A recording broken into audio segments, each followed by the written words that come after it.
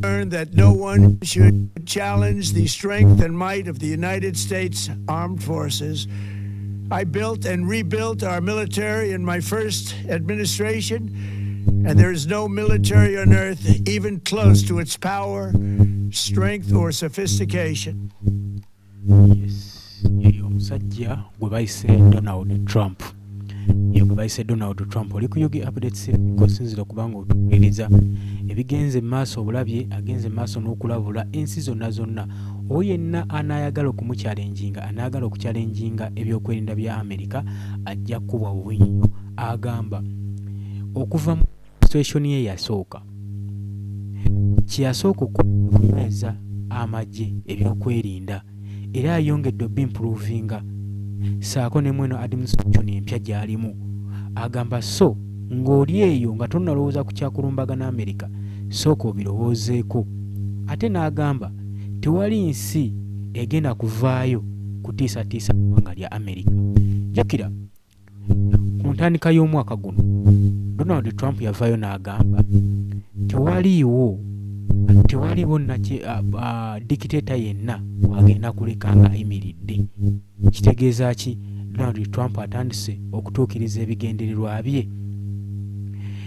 Tubadde tukyali awo ffenna tumanya amawulire agagenda maaso okusaturatinga ku social media zonna nti omukulembeze supreme leader w'eggwanga erya Iran yattiddwa era nga kino kyamaze dda okunfamingibwa tekiriiko kubuuza mubadde bawakana musimanya Amerika biki supreme leader yamaze dda okuba nga amalamu omusu bamugye dda mu bulamu bw'ensi eno abadde aduumira era Iran kwebadde yeesigamye byaddala si bya firimu si bya katemba yamaze dda okuba nga ava mu bulamu bw'ensi eno. So gwe yenna dikiteta osaanidde olowooze. Jjukira Trump yavaayo n'alabula eggwanga ya Iran namugamba nti no tukuwadde essaawa mbale. Iran kyeyaddako mugamba nti mwe muludde ffe mutubuulire essaawa ze mutandika ne wabula mutandika ku luno omulundi guno gwokka teri byakugamba nti no tusiizinga fire byakulekezaamu kuno tugenda kwekuba paka kuwulira bubi. Kati munaku olwasookedde ddala ebikompola bino okuwanyisiganya obulamu bwa supreme leader tebwalutonze eggwanga eyali yani wabula abatuuze b'eggwanga erya Iran balabiddwako nga bajaguza bakyacyanca kino kye babakoledde tebakirabangako bayagala dda okweggyako obukulembeze bwa dikiteeta naye nga tebalina ngeri era bagenze maaso n'okuyozaayoza Trump ku kyabakoledde ekyokubaggyirako nakyemalira era bagamba nti at least awo eggwanga erya Iran lijja kutebenkera eddembe lijja kutebenkera. Agamba nti ye kino kibakoze bagamba nti bo kino kibakoze Trump kyabakoledde kibayita justice eddembe likomezeddwa mu ggwanga erya Iran bali bajagaza newankubadde gavumenti ya Iran egenda n'okuwera nkolokooto nga weegenda okuteekawo revenge senziggu okusobola bawoolera omusaayi gwa supreme leader waabwe. Kasooke nkukuba naggwanga oba abatuuze b'eggwanga erya Iran nga bagenda mu maaso n'okuserebulatinga kati wano Uganda bagamba naffe kye tulindirira kyemuba mumanya ensolo ku kizigo kweri mbe bagumiikiriza sawa yonna.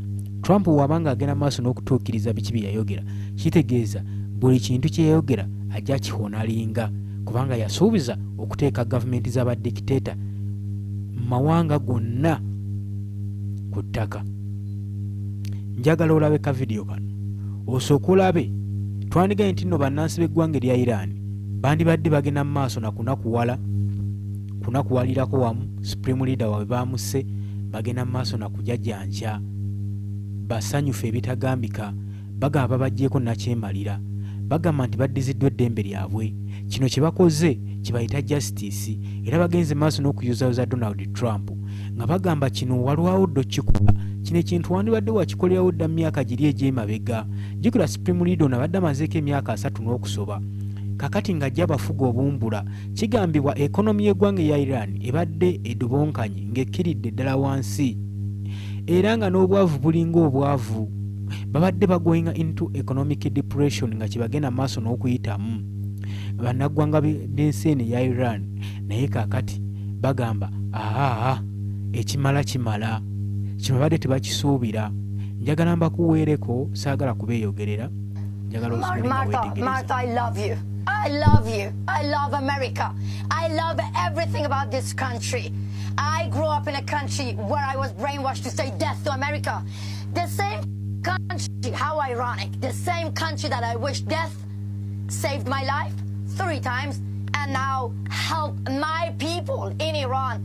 They are celebrating. They are celebrating out of joy. This morning I woke up, I'm like, for the first time, I woke up. Always, every morning we wake up when we hear Allahu Akbar, 1 person get killed, executed in Iran. But this morning was the morning of millions of Iranians seeing justice. Ali Khamenei is dead, is gone.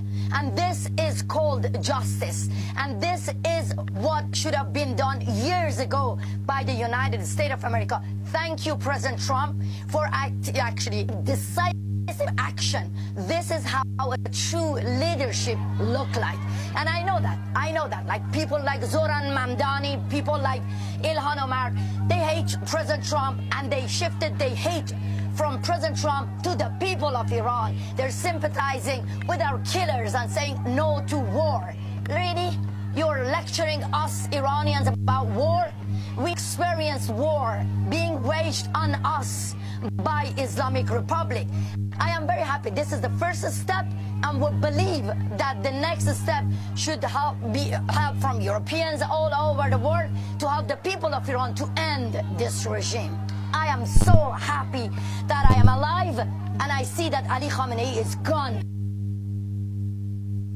Yes, wadde kujaguza kujaganya mu bantuuze ba ggwanga lino erya Iran nga bagamba nti no at least Katonda abajjukidde, Allah abajjukidde, n'abajjako nakyemalira abadde abafuga obumbula.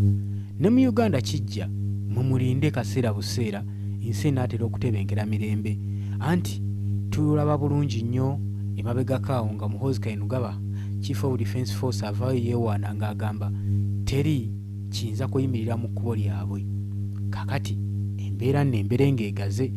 Nze nkiwa nti Donald Trump mission ze tayagala kuva ku bukulembeze ng'ayina bannakyemalira baalese bayimiridde butuufu ajja kuba talina kyakoze. Jjukira kyekisanja kye ekisembayo. Kati buli mutwe gwe yakuwonako ng'alaba gwandisaanidde okuba nga gweriminatingibwa, alaba nga ke kaseera okuba nga bikolwako. So gwe Munnayuganda teweeyibaala, saa yonna twandiraba enkyukakyuka mu byobufuzi by'eggwanga lino olw'ensonga nti Donald Trump kyaliko ne kyabala kyandibanga kikulu mu kaseera ng'akomekkereza ekisanja kye ayagala agende nga buli kizibu ky'eggwanga akikutteko. Era kyetubakubiriza kwe kwongera pressure akazito okasindiikiriza mawanga go newankubadde bagamba nti kino ekyokuteeka eggwanga ekyokuyingiramu n'abazungu okutaakiriza embeera eriwo kyandibanga kyabulabe, naye si kyabulabe. Abulamu bw'abantu bugenda mu maaso nga bufa, abaana abasibwa entakera, kwegamba si kyabulabe nnyo okusinga bulamu bwa muntu bw'alwanirira. Bano bayinza okuba balwanira byanfuna, ensonga lwaki bagamba bazungu babi tebagenda kibagenda bayamba, newankubadde bayise Robert Kyagulanyi Ssentamu mu samiti mu European Parliament tewali kyamaanyi, era kyagwagwa okulagana n'abazungu. Yes, mu abakayana balaba nti abazungu babi balina personal ze bafunamu mu kino ekintu nga kigenda mu maaso w'ekiti. Naye munnansi njagala otegeere property za nsi naye obulamu bubwo obulamu busangawo, naye bajja ne bakola batutte ebyobugagga tebigasa Uganda. Munnansi babadde bikugasa, lwaki otambulira mu singa, lwaki mu malwaliro temuli ddagala? Ebyo ebintu by'osaanidde okuba nga weebuuza. Lwaki embeera ku Munnayuganda efaanana weeti? Embeera eyo ekusanyusa nga munnansi munno yengeri gye bankwatamu ebitongole ebikuumaddembe webito ebikwasaamu amateeka. Njagala otunule weetegereze, njagala nkusiigire embeera eri mu ggwanga Uganda olabire ddala nti nno ddala kituufu mu ggwanga Uganda twetaaga enkyukakyuka. Tunuulire embeera eri mu ggwanga yattu Uganda. Bino byonna gwoyinza okugamba biri mu firimu naye nga bino bigendagenda maaso nga byapeninga mu ggwanga Uganda neggwanga lye tulimu ettoweeriti eryawaako ku Arab Emirates obuyambi. Njagala mbategeeze bassebo ne bannyabo tekiri leeti eno yonna embeera gye tutambuliramu Mwami Yoweri Kaguta Museveni gy'atambulizamu bannansi enaatera okuba nga ekomekerezebwa. Kakati Donald Trump yawera nkolokooto byonna ebigenda mu maaso. Jjukira Senator Risch yavaayo n'atuuza ku Donald Trump akazito n'amugamba ayagala basabumiitinge enkolagana yonna ey'eggwanga lya America ne Uganda, diplomatic ties, military ties, zonna bamusabumiitingire documents asobole okuba nga azitunulamu ng'alina kyayagala okukola. Era ne bamugamba Muhoozi Kainerugaba yakulosinze red line n'agamba Senator tagenda kubanga yeewusizaako ye si waakwewusizaako agende mu maaso n'okutwitinga byatwitinze n'amala n'akolaki n'amala n'abisangulayo. Senator yagamba eno tejja kubanga mmanya ya mbuzi era ekyaddirira twalaba kwali kuwanyisiganya bigambo wabula Muhoozi Kainerugaba yavaayo n'agamba siganye osobola okunkola kyonna kyonkoze byonna bikole naye kasita enkolagana yaffe in diplomatic ties esigalawo our partnership in ties singa bisigala nga byo tebikwatiddwako nze osobola okunkola kyonna kyoyagala. Kitegeeza ki? Gavumenti y'eggwanga Uganda obuyambi mawanga ag'ebweru babwetaaga ate era we ganaagasazeewo okuba nga gakwatira ku Munnayuganda okuleeta enkyukakyuka kijja kubaawo, kijja kugguka. Obadde oli ku UG Update TV, kizikiriza nkome wano mbakulisayo nnyo muganda oli ya weekend, mbalamusizaako nnyo mugyebale gye mututuka engalo ne mu diaspora abali ku kyeyo abali mu Middle East katubasabire atuulire embeera si nnungi wadde n'akamu n'akeddagala naye embeera ejja kudda mu nteeko ne maaso n'okuba nga tusabira baganda baffe bano abaagenda ku kyeyo pakasiza eggwanga lyattu Uganda oluvannyuma lwa Uganda okubanga embeera yatuuka omusana gwo